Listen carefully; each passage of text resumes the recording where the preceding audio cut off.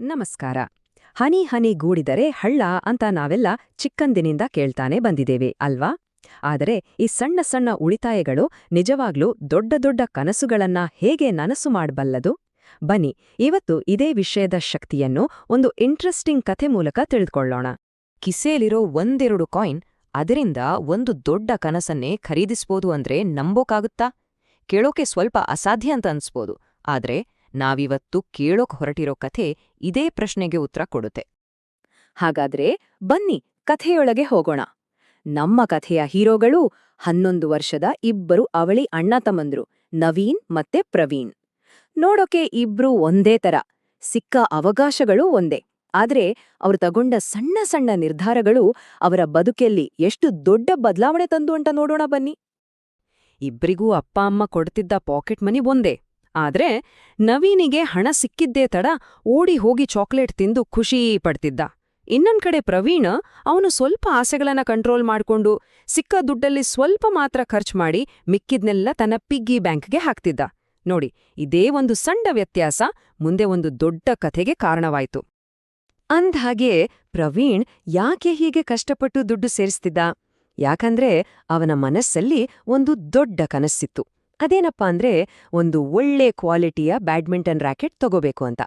ಅವನ ಪಾಲಿಗೆ ಅದು ಬರೀ ಒಂದು ಆಟಿಕೆ ಆಗಿರ್ಲಿಲ್ಲ, ಬದಲಿಗೆ ತನ್ನ ಸ್ವಂತ ಶ್ರಮದಿಂದ ತಾನೇ ಗಳಿಸ್ಬೇಕಾದ ಒಂದು ದೊಡ್ಡ ಗುರಿಯಾಗಿತ್ತು.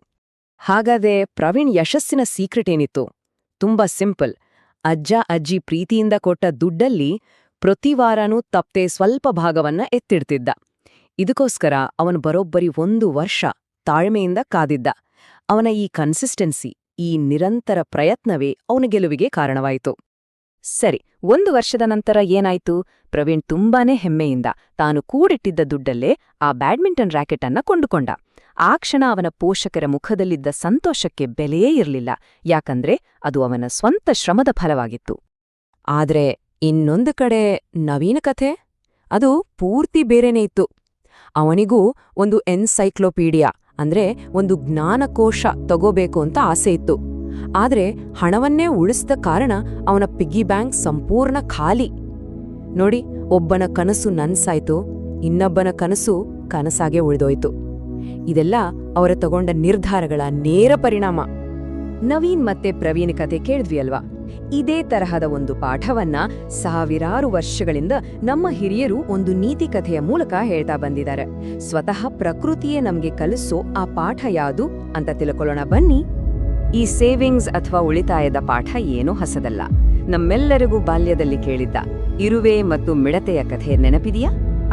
ಆ ಕಥೆ ಭವಿಷ್ಯಕ್ಕೆ ಹೇಗೆ ಸಿದ್ಧರಾಗಬೇಕು ಅನ್ನೋದಕ್ಕೆ ಒಂದು ಬೆಸ್ಟ್ ಉದಾಹರಣೆ. ಬನ್ನಿ ಆ ಕಥೆಯನ್ನ ಒಮ್ಮೆ ಜ್ಞಾಪಿಸ್ಕೊಳ್ಳೋಣ. ಇಲ್ಲೂ ಅಷ್ಟೇ, ಇಬ್ಬರ ನಡುವಿನ ವ್ಯತ್ಯಾಸವನ್ನ ನೋಡಿ. ಒಂದು ಕಡೆ ಇರುವೆ ಮುಂದೆ ಬರಲಿರೋ ಚಳಿಗಾಲಕ್ಕಾಗಿ ಪ್ರತಿದಿನ ಬೆವರು ಸುರಿಸಿ ಆಹಾರ ಸಂಗ್ರಹಿಸ್ತಿತ್ತು. ಇನ್ನೊಂದ್ ಕಡೆ ಮಿಡತೆ ನಾಳೆ ಯಾರ್ ಕಂಡಿದ್ದಾರೆ ಅಂತ ಹಾಡ್ ಹೇಳ್ಕೊಂಡು ಕುಣಿದು ಕುಪ್ಪಳಿಸ್ತಾ ಆರಾಮವಾಗಿ ಟೈಮ್ ಪಾಸ್ ಮಾಡ್ತಾ ಇತ್ತು.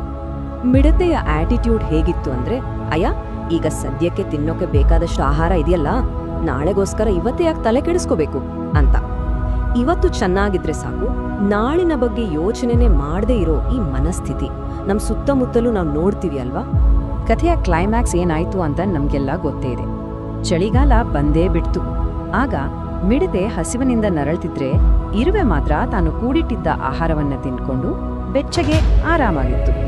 ನೋಡಿ, ದೂರದೃಷ್ಟಿ ಮತ್ತು ತಯಾರಿ ಅನ್ನೋದು ಎಷ್ಟು ಮುಖ್ಯ ಅನ್ನೋದನ್ನ ಇದಕ್ಕಿಂತ ಚೆನ್ನಾಗಿ ಹೇಳೋಕಾಗುತ್ತಾ? ಸರಿ, ಕಥೆಗಳನ್ನಂತೂ ಕೇಳಿದ್ವಿ. ಈಗ ಸ್ವಲ್ಪ ನಂಬರ್ಸ್ ಕಡೆ ಗಮನ ಕೊಡೋಣ. ಏನಂತೀರಾ? ನಿರಂತರವಾಗಿ ಸೇವ್ ಮಾಡೋದು ಮ್ಯಾಥಮೆಟಿಕಲಿ ಎಷ್ಟು ಪವರ್ಫುಲ್ ಅನ್ನೋದನ್ನ ಒಂದು ಸಿಂಪಲ್ ಲೆಕ್ಕಾಚಾರದ ಮೂಲಕ ಅರ್ಥ ಮಾಡ್ಕೊಳ್ಳೋಣ ಬನ್ನಿ. ಮತ್ತೊಮ್ಮೆ ನವೀನ್ ಮತ್ತು ಪ್ರವೀಣ್ ಕಥೆಗೆ ವಾಪಸ್ ಬರೋಣ. ಈಗೊಂದು ಸನ್ನಿವೇಶವನ್ನ ಊಹಿಸ್ಕೊಳ್ಳಿ. ಇಬ್ರು ಪ್ರತಿ ತಿಂಗಳು ಒಂದಿಷ್ಟು ದುಡ್ಡು ಸೇವ್ ಮಾಡಕ್ಕೆ ಶುರು ಮಾಡ್ತಾರೆ.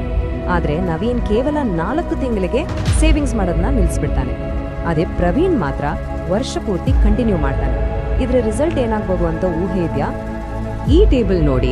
ನವೀನ್ ಸೇವಿಂಗ್ಸ್ ಜರ್ನಿ ಏಪ್ರಿಲ್ಗೆನೆ ಎಂಡ್ ಆದ್ರೆ ಪ್ರವೀಣ್ ಮಾತ್ರ ಡಿಸೆಂಬರ್ವರೆಗೂ ನಿಲ್ಲಿಸದೆ ಮುಂದುವರೆಸಿದ್ದಾನೆ.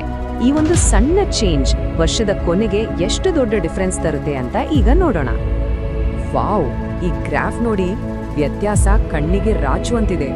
ಪ್ರವೀಣ್ನ ಒಟ್ಟು ಉಳಿತಾಯನ ನವೀನ್ಗಿಂತ ಎಷ್ಟೋ ಪಾಲು ಜಾಸ್ತಿ ಇದೆ. ಕೆಲವು ತಿಂಗಳು ಸೇವ್ ಮಾಡಿ ನಿಲ್ಲಿಸೋದಕ್ಕೂ ವರ್ಷ ಪೂರ್ತಿ ಕನ್ಸಿಸ್ಟೆಂಟ್ ಆಗಿ ಸೇವ್ ಮಾಡೋದಕ್ಕೂ ಇರೋ ಅಜಗಜಾಂತರ ವ್ಯತ್ಯಾಸಕ್ಕೆ ಇದೇ ಸಾಕ್ಷಿ. ಹಾಗಾದ್ರೆ ಈ ಎಲ್ಲ ಕಥೆಗಳಿಂದ, ಈ ನಂಬರ್ಸ್ನಿಂದ ನಾವು ಕಲಿಬೇಕಾದ ಅಸಲಿ ಪಾಠವಾದ್ರೂ ಏನು? ಬನ್ನಿ ಈ ಇಡೀ ಚರ್ಚೆಯ ಸಾರಾಂಶವನ್ನ, ಅಂದ್ರೆ ಮಾರಲ್ ಆಫ್ ದ ಸ್ಟೋರಿಯನ್ನ ತಿಳ್ಕೊಳ್ಳೋಣ. ಇಲ್ಲಿ ನಾವು ಕಲಿಬೇಕಾಗಿರೋದು 2 ಪ್ರಮುಖ ಪಾಠಗಳು. ಮೊದಲನೇದಾಗಿ, ರೆಗ್ಯುಲರ್ ಆಗಿ ಸೇವ್ ಮಾಡ್ತಾ ಹೋದ್ರೆ ಎಂಥ ಸಣ್ಣ ಅಥವಾ ದೊಡ್ಡ ಗುರಿಯನ್ನಾದ್ರೂ ನಾವು ತಲುಪಬಹುದು. ಇನ್ನು ಎರಡನೇದಾಗಿ, ಮತ್ತು ಇದೇ ಬಹಳ ಮುಖ್ಯವಾದದ್ದು, ನಮ್ಮ ಸೇವಿಂಗ್ಸ್ ನಮ್ಮ ಬದುಕಿನಲ್ಲಿ ದಿಢೀರಂತ ಬರೋ ಕಷ್ಟದ ದಿನಗಳಲ್ಲಿ, ಅಂದ್ರೆ ರೇನಿ ಡೇ ಅಂತಾರಲ್ಲ, ಆಗ ಒಂದು ರಕ್ಷಣಾ ಕವಚದ ಹಾಗೆ ನಮ್ಮನ್ನ ಕಾಪಾಡುತ್ತೆ. ಕೊನೆಗೆ ನಾವ್ ಎಲ್ಲಿಂದ ಶುರು ಮಾಡಿದ್ವೋ ಅದೇ ಮಾತಿಗೆ ಬಂದು ನಿಲ್ಲೋಣ. ಹನಿ ಹನಿ ಗೂಡಿದ್ರೆ ಹಳ್ಳ. ಪ್ರವೀಣ್ನ ಬ್ಯಾಡ್ಮಿಂಟನ್ ರಾಕೆಟ್ ಇರ್ಬೋದು ಅಥವಾ ಇರುವೆ ಸಂಗ್ರಹಿಸಿದ ಆಹಾರ ಇರ್ಬೋದು, ಇವೆರಡೂ ಕೂಡ ಇದೇ ಸತ್ಯಕ್ಕೆ ಹಿಡಿದ ಕೈಕನ್ನಡಿ ಅಲ್ವಾ? ಹಾಗಾದ್ರೆ ಈ ಇಡೀ ಚರ್ಚೆಯ ಕೊನೆಯಲ್ಲಿ ಒಂದು ಪ್ರಶ್ನೆಯನ್ನ ಕೇಳೋಣ. ನಮ್ಮ ಕನಸುಗಳಿಗೋಸ್ಕರ, ನಮ್ಮ ಗುರಿಗಳಿಗೋಸ್ಕರ ಅಥವಾ ನಮ್ಮ ಭವಿಷ್ಯದ ಸೇಫ್ಟಿಗೋಸ್ಕರ ನಾವು ಉಳಿತಾಯ ಮಾಡ್ತಿರೋದು ಯಾವ ನಾಳೆಗಾಗಿ? ಇದರ ಬಗ್ಗೆ ಒಮ್ಮೆ ಯೋಚನೆ ಮಾಡೋಣ.